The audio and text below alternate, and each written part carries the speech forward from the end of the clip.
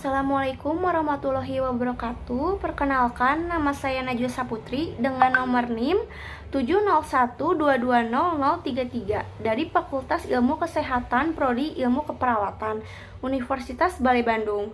Mengenai video ini, saya akan meresum buku Pasang Surut Pancasila.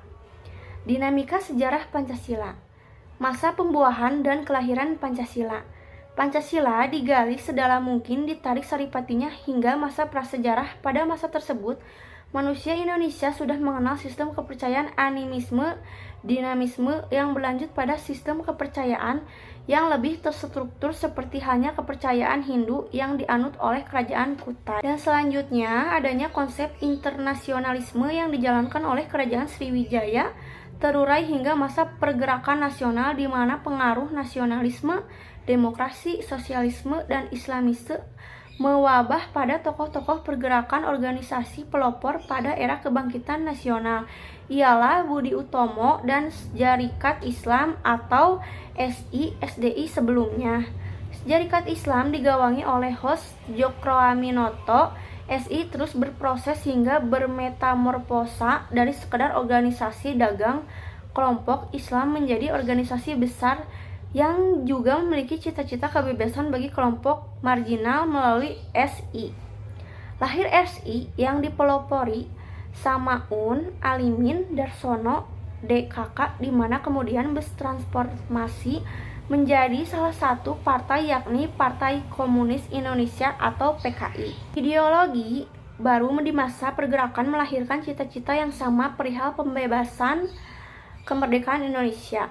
Perhimpunan Indonesia atau PI, Partai Nasional atau PNI disusul pertemuan penting lainnya seperti Sumpah Pemuda dan Kongres Perempuan menjadi perjuangan yang satu dalam Persatuan Indonesia atau PI. Di Belanda merumuskan konsep ideologi politiknya yang berkeyakinan bahwa tujuan kemerdekaan politik haruslah didasarkan pada 4 prinsip, yaitu persatuan nasional, solidaritas, non-kooperasi, dan kemandirian di luar organisasi. Organisasi progresif tersebut terdapat salah satu tokoh nasional legendaris. Tokoh tersebut yakni Datuk Sri Tan Malaka atau biasa disebut Tan Malaka. Tan Malaka besar melalui Partai Komunis atau bisa disebut Tan Malaka Indonesia PKI, dan bahkan menjadi perwakilan dipimpin langsung oleh tokoh revolusioner.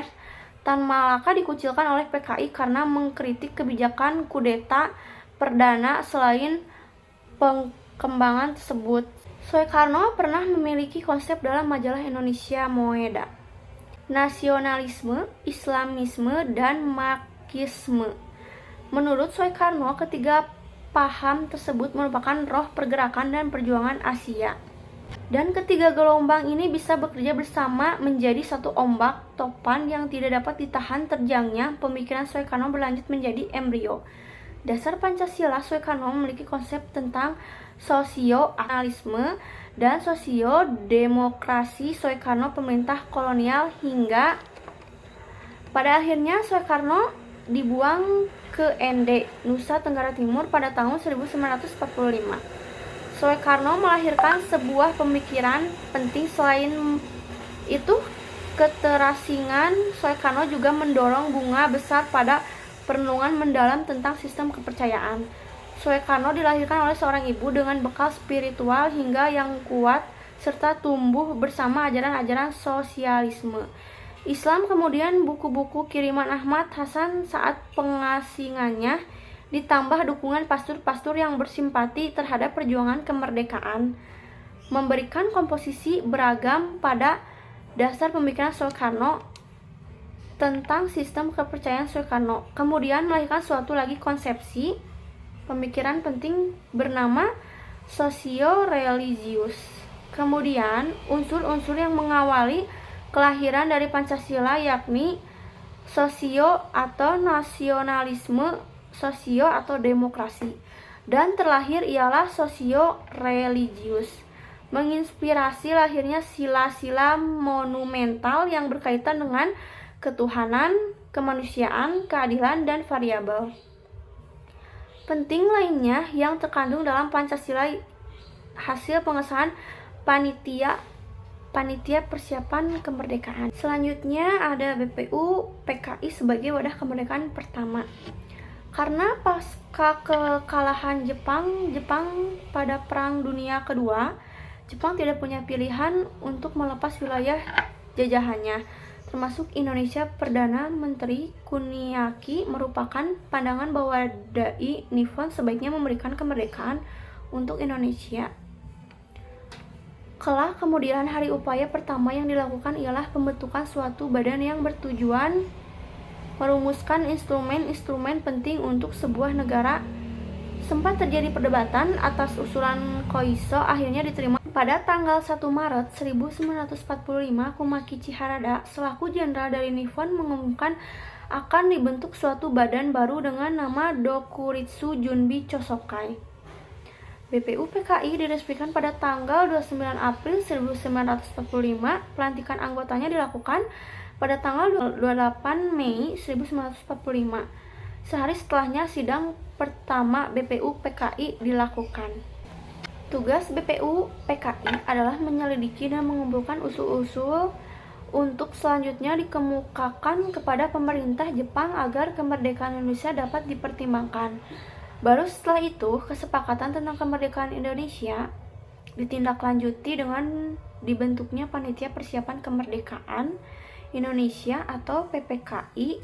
Anggota BPU PKI awalnya berjumlah 63 orang, namun bertambah menjadi 69 orang. Jepang dengan sengaja membagi anggota badan ini dari 5 golongan perwakilan golongan. Pergerakan, golongan Islam, golongan birokrat atau kepala jabatan, wakil kerajaan atau koti, pangreh praja, dan golongan peranakan. Sidang pertama diadakan di gedung Pejabon, merupakan tokoh yang dituakan. Badan ini juga bertugas menyelidiki hal-hal penting berkaitan dengan kemerdekaan seperti politik, ekonomi, tata pemerintahan. Pertemuan pertama ini dibahas tentang syarat-syarat hukum suatu negara, bentuk negara, pemerintah, dan dasar negara. Persidangan Dr. Raziman Wedyo Diningrat selaku Ketua BPUPK mengajukan pertanyaan mengenai apa akan menjadi dasar negara Indonesia merdeka. Pembicaraan mengemukakan nilai persatuan, nilai-nilai demokrasi permusyawaratan, nilai-nilai keadilan atau kesejahteraan sosial. Selain itu, Yamin menyebut pentingnya prinsip ketuhanan, kemanusiaan, persatuan, permusyawaratan, dan keadilan atau kesejahteraan. Sebagai fundamen kesejahteraan, masalahnya dalam kategorisasi yang dikemukakan olehnya. Tidak semua prinsip itu dia masukkan sebagai dasar negara dalam kategorisasinya. Permusyawaratan, perwakilan, dan kebijakan atau rasionalisme disebut sebagai dasar yang ketiga. Sementara itu, kebangsaan, kemanusiaan, kesejahteraan disebut sebagai ajas di bagian lain. Perwakilan digolongkan sebagai paham. Adapun kerahmatan Tuhan tidak jelas kemana Yamin golongan jumlah sila sebagai dasar negara yang dikemukakan Yamin. Bukanlah 5 sila. Pengertian dasar negara itu sendiri tidak didefinisikan secara jelas. Dalam pidatonya, Soekarno pada tanggal 1 Juni 1945 menegaskan prinsip yang diutarakan oleh Soekarno.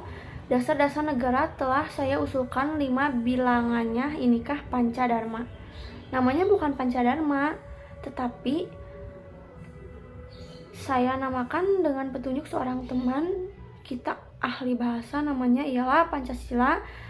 Artinya ajas atau dasar, dan di atas kelima dasar itulah kita mendirikan negara Indonesia kekal dan abadi. Soekarno pengakuan bahwa dalam merumuskan dasar negara pada malam, Soekarno benar-benar bertakafur menjelajah lapis-lapis lintasan sejarah, menangkap gelora jiwa rakyat, serta meminta petunjuk kepada Allah agar diberi jawaban yang tepat. Perihal dasar negara bagi Indonesia merdeka, Soekarno mengemukakan bahwa untuk mencari dan mengadakan dasar negara Indonesia ada beberapa hal yang membuat gelisah pikirannya.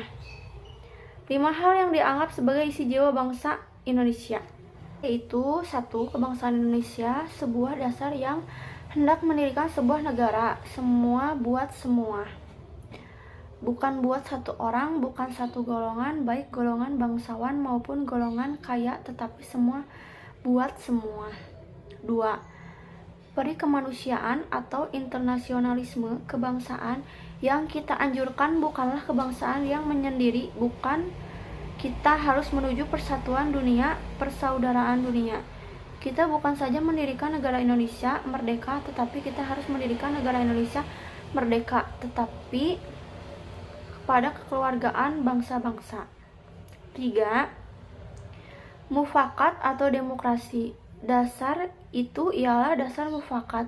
Kita mendirikan negara semua buat semua, satu buat semua, semua buat satu.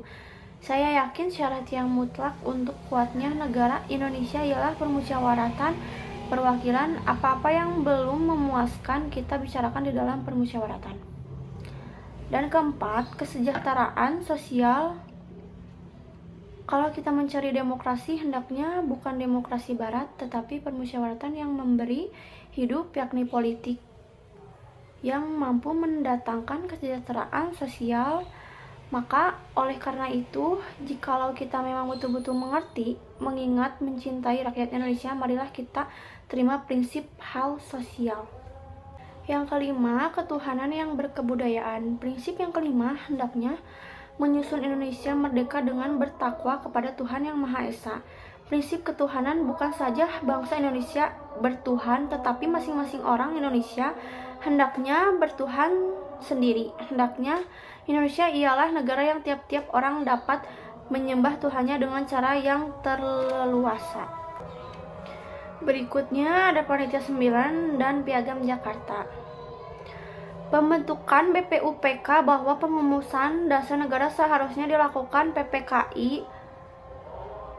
Selaku Ketua Panitia 8, Soekarno kemudian dengan sengaja membuat dan menyelenggarakan rapat di sela-sela pertemuan berikutnya. Dewan Pertimbangan Pusat yang diadakan oleh pemerintah militer Jepang. Di sela-sela pertemuan ini, Soekarno memimpin pertemuan terkait dengan tugas panitia kecil dan mengumpulkan usul-usul dari 40 lin yang dihadiri oleh 38 orang. Usul-usul tersebut dapat dikelompokkan dalam 3 kategori, yaitu 1. Indonesia yang merdeka selekas-lekasnya. 2. Dasar negara. 3. Bentuk negara uni atau federasi. 4. Daerah negara Indonesia. 5. Badan Perwakilan Rakyat. 6. Badan Penasehat. 7. Bentuk negara dan kepala negara. 8. Soal pembelaan. 9. Soal keuangan. Usul-usul dari 40 ini dapat dikelompokkan dalam beberapa bagian, yaitu 1. Kebangsaan dan ketuhanan diusulkan oleh 11 lin. 2. Kebangsaan dan kerakyatan diusulkan oleh 2 lin. 3. Kebangsaan, kerakyatan, ketuhanan diusulkan oleh 3 lin. 4. Kebangsaan, kerakyatan, dan kekeluargaan diusulkan oleh 4 lin. 5. Kemakmuran hidup bersama, kemajuan kerohanian, dan bertakwa kepada Tuhan Yang Maha Esa. Agama negara adalah negara Islam diusulkan oleh 1 lin. 6. Kebangsaan, kerakyatan, dan Islam diusulkan oleh 4 lin. 7. Jiwa Timur Asia Raya diusulkan oleh 4 lin. Jadi itulah tadi yang telah saya sampaikan untuk meresum pasang surut Pancasila.